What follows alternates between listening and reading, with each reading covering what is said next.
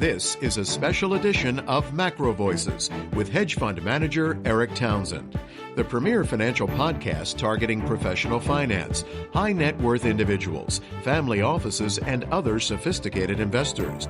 Now, for this special edition of MacroVoices, here's hedge fund manager Eric Townsend. MacroVoices All Stars episode number 8 was recorded on May 21st, 2019. I'm Eric Townsend.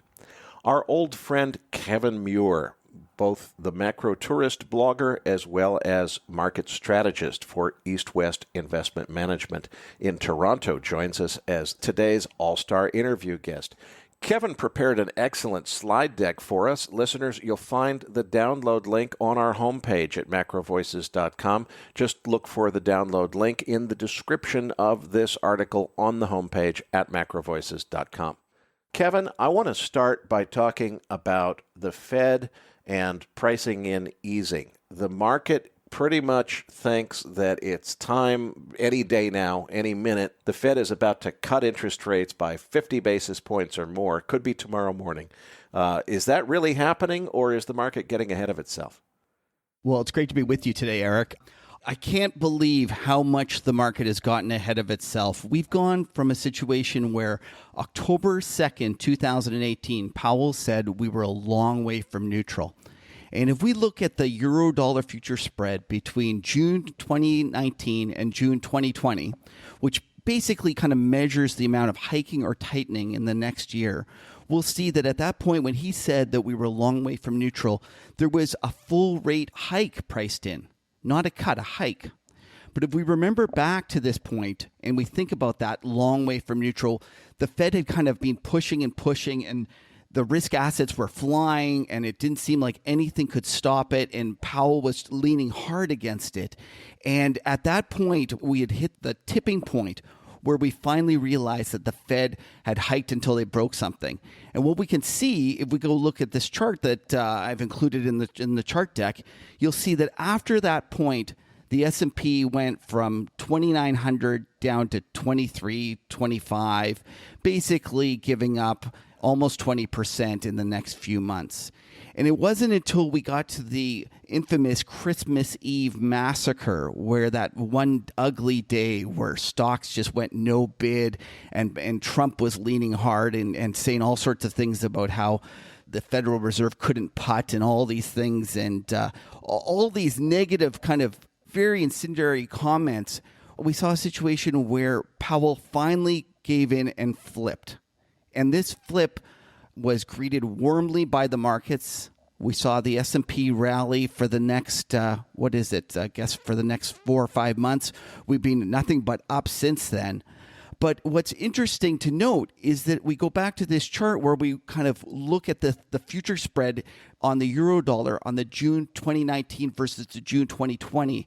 And we examine what the market has gone from. It's gone from pricing in one full rate hike at that infamous, we're a long way from neutral comment, all the way down to the point where we're now pricing in almost 2 full cuts. And I think that offers a tremendous opportunity because I think the market is so far ahead of where the Federal Reserve is. It's not even funny. Like if we go to this next chart, we'll see that the December 2019 contract, we've rallied from 96.70 on that euro-dollar futures contract all the way up to 97.62. That's almost 100 basis points of easing that has happened in the euro-dollar futures market. Meanwhile, the Fed has done nothing but basically kind of retreat from this hawkish rhetoric. And we've gone from pricing in all sorts of rate hikes to pricing in way too many cuts. And I think it's a huge opportunity for investors who believe that the economy is not nearly as kind of hinging on a precipice, and that the economy might be a little stronger than people expect. At this point, if the Fed does nothing, this euro-dollar futures contract is going to decay basically, 25 basis points downward. So I think it's just a terrific short opportunity on the fixed income point of view. So you're shorting fixed income, or you're shorting the euro-dollar spread specifically to capture that change in market expectations? You can do it a couple of different ways. And what I find interesting is the fact that recently at the Malden conference, there was 4 days of, really sophisticated hedge fund managers presenting their views. And I wasn't there, but I pulled this great tweet from Tarek Saab. He's at FibLines, and he says the big takeaway, the entire 4-day lineup was long bonds of various duration. And this is something that I see when I'm going through my Twitter feed, when I'm talking to different investors. The market is leaning so heavily long bonds that it seems to me that it is a great contrarian play. Whether it's at the short end or even the long end, I think that it's just something that should be faded, and that if we don't get a situation where the economy doesn't roll over like the Rosenbergs and all of these other people believe, then what's going to happen is that the fixed income is going to be a huge disappointment for them. There's no bad investments, there's just bad prices. And when I look at the prices for the fixed income, it just seems to be that it's setting up from a risk-reward perspective that it's not something that you want to be erring on the long side. Even if the economy rolls over, we could have a situation where the actual return from your fixed income investment still proves negative because it won't be rolling over quickly enough for what the market expects. And one of the most interesting things that I see out there in the market is the skew in the euro-dollar futures options. Now, we all know about the skew that happens in the S&P 500, the crooked smile where the out-of-the-money puts are trading with huge implied volatilities because everyone's trying to hedge against a collapse in stock market if there's some sort of problem. We always say that the stock market goes up the staircase and down an elevator. So the opposite is occurring right now in the euro-dollar market. We're seeing a situation where the out-of-the-money calls are trading with huge implied volatilities. And if you go to the chart that I provided, you'll see that the implied volatilities for the December contract and at the money is trading at 23 vol bid. But as you go out and you go out to 98, 98 and a quarter, and you go upwards, you'll see that it's all the way up to 40 vol bid. So the market is bidding for protection against the Fed lowering rates. Because don't forget, the euro-dollar future is 100 minus the interest rate. So if we get a situation where the Fed cuts rates, we're going to see the euro-dollar future rally. So I think there's a tremendous opportunity there in terms of creating a position where you're selling those kind of out-of-the-money calls and buying puts, because the puts are being given away because nobody expects the Federal Reserve to hike rates. And I'll go back to Scott Minerd from Guggenheim. He's of the belief that the next Fed move is not going to be a cut, but it will instead be a raise. And although I'm not smart enough to predict that, I do believe that the skew in the eurodollar futures market has already priced that in. And if anything, you should be going the other way. So, Kevin, where is the opportunity here? You're describing some imbalances in pricing. Presumably that means something is mispriced, and that usually leads to opportunity. Where is it here? Well, I look at fixed income volatility, and it seems dirt cheap to me. And in fact, if you pull up the chart of the MOVE index, which is the Merrill Lynch Fixed Income Volatility Index, kind of like the VIX for bonds, you'll see that in March, it ticked at an all-time low. That isn't just, like a low for this move. It was an all-time low. And so I look at that, and I think that the bond market is pricing in a very subdued kind of movements over the next little while. And meanwhile, the stock market, based upon all of the Chinese kind of trade, dispute news, is gotten very much more elevated. And you'll see, whereas the bond index is ticking at new lows, the S&P has recently rallied. The S&P Volatility Index, the VIX, has rallied from 12 up to 20. And what's interesting is when you look at a chart of the 3-month at-the-money implied volatility, and I've done the chart here of the U.S. long bond future versus the S&P 500 future, you'll see if you do a regression analysis that the volatility for the bonds is ticking at the lows, but meanwhile, the S&P is ticking much, much higher. So that means that relative to one another, bond volatility is as cheap as it's ever been. So if you believe that financial assets are somewhat correlated and that if one gets more volatile, the other should get more volatile, then we should have a great trade here where you can sell S&P volatility and buy the dirt cheap fixed income volatility. Whether you want to do that in the Eurodollar market or the 10-year or the long bond, I'm kind of indifferent. I just think on the whole, the market is pricing in fixed income volatility way, way too cheap versus the equity volatility. Kevin, let's bring this back to a subject that's on a lot of listeners' minds this week, which is the China-U.S. trade negotiations. Now, a lot of people think, hey, this doesn't look too good. Maybe it's time to be shorting the S&P here, expecting things to really fall apart. Is that the right move? Well, you know, Eric, that gives me a lot of pause, and I'll tell you why. Because everyone is on that side of the boat again, and it's almost the same as the bonds. A lot of the professional traders are long bonds expecting the economy to roll over.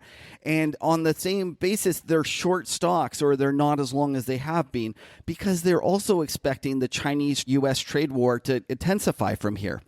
But what I think is interesting is the fact that if we go back here to the last week's trading, we're taping this on Tuesday morning, but really it was 2 weekends ago that the talks broke down and the S&P had rallied going into that Friday, closing at 28.90, and then we got the news that it wasn't going to be, there was going to be no trade deal, and they gapped down, opening at 28.30 and then ticking on the low of the day at 2800. But since then, we've just been rallying up 50, 60 points. But meanwhile, the trade news keeps getting worse and worse. We're taping this Tuesday, and it just seems to be that every time we wake up, there's another kind of escalation in the developments with either China or the U.S. imposing more and more kind of tariffs or penalties on each other. Yet the S&P is going higher and higher, kind of impervious to the news. Now, maybe I'm just not getting it, and it's going to be one of those situations where all of a sudden the market's going to figure it out, and we're going to gap down 200 points, and it's going to be really ugly. And you know, it's just a matter of it was just kind of the straw that broke the camel's back. But a little part of me just wonders if everyone is getting too excited about the trade news. And I think one of the reasons they might be confusing or getting too bearish based upon the trade developments is because we go back to the November-December period of last year when we had two different developments pushing the market down. One of them was the problems with Trump creating all sorts of rhetoric on the trade front. But at the same time, we had Powell not acknowledging the increased problems in the global economy and maintaining his hawkish stance.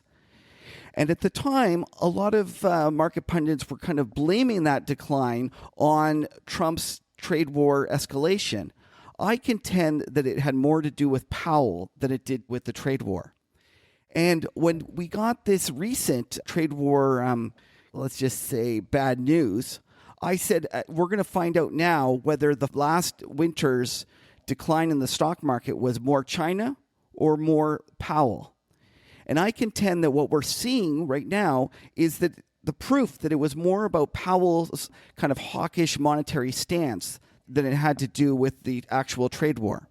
Now, don't get me wrong. I don't think that the trade war is going to get better. I don't think you should buy stocks because that there's going to be some sort of magical trade deal announcement next week. But I just wonder if that's really a reason to sell stocks. And if you are bearish on kind of trade developments, I think there's much better trades out there. And the first one that I would kind of highlight is selling Apple versus buying the S&P. Apple, to me, seems to be the poster child of Chinese kind of integration. Not only that, we're going to get a situation where when the Chinese decide on something to retaliate against, this is an obvious, easy one to retaliate against. So I look at Apple, and to me, it seems very vulnerable. And when I look at the performance, we've had a rally ever since January where Apple's outperformed the S&P 500. But over the last 2 weeks, it's dramatically underperformed. And I think that's only going to get worse. So that's the first trade that I think you could do if you think that the trade war is going to get worse. The next trade is the Australian dollar Canadian cross rate. Now, who is Australia's largest trading partner? It's China. Who is Canada's largest trading partner? It's the United States. To me, this is one of the most pure ways to play the fact that the American economy is going to go out and outperform the Chinese economy. Now, you might ask, why don't you go and short the renminbi or just short the Australian dollar outright? I have a couple of problems with just shorting the renminbi. It ends up being a political trade. You're not really sure. It's not moving based upon actual economics. It's moving on political kind of positioning between two different superpowers. So that, to me, that's out. And then in terms of just shorting the Australian dollar outright, I kind of look at that and say to myself, I like taking out the reserve currency status problems. I like seeing the fact that if I can go and trade the Australian dollar against another resource economy like Canada, then it's a much cleaner trade. And not only that, I'm actually quite bullish on oil.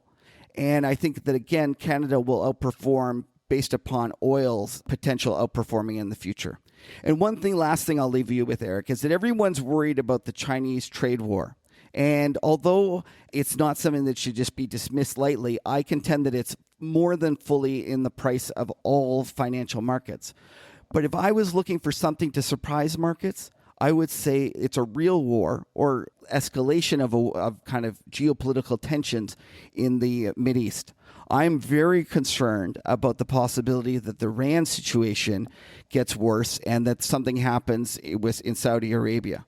So to me, if you were looking to hedge your portfolio, instead of going out and buying S&P puts, I think I would almost rather buy out of the money crude oil calls.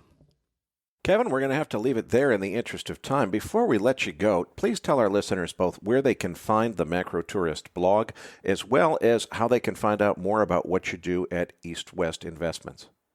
Well, thanks, Eric. It's been great being with you today. If you want to follow me on the Macro Tourist blog, it's themacrotourist.com. It used to be daily, but it's gotten a lot less frequent lately, but blog where I discuss different thoughts I have on the macro side. In terms of work, you can reach me at eastwestfunds.com. And finally, on Twitter, I'm at Kevin Muir. Thanks again. Listeners, we've got a whole bunch of fantastic guests coming up on All Stars as well as the rest of our programming, so stay tuned to your Macro Voices feed in coming weeks. For Macro Voices, I'm Eric Townsend.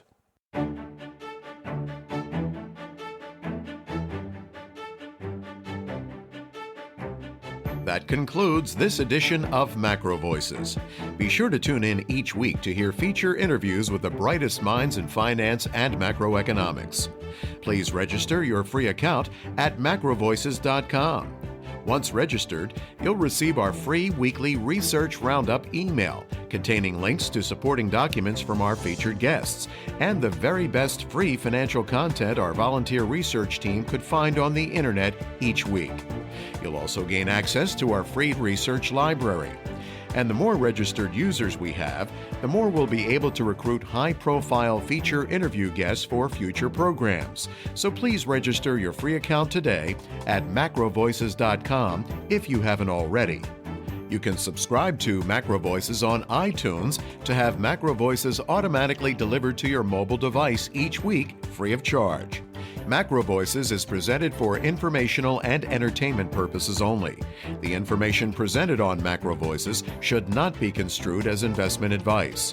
Always consult a licensed investment professional before making investment decisions.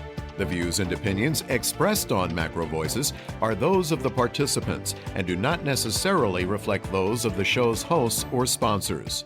Macro Voices, its producers, sponsors, and hosts, Eric Townsend, shall not be liable for losses resulting from investment decisions based on information or viewpoints presented on Macro Voices.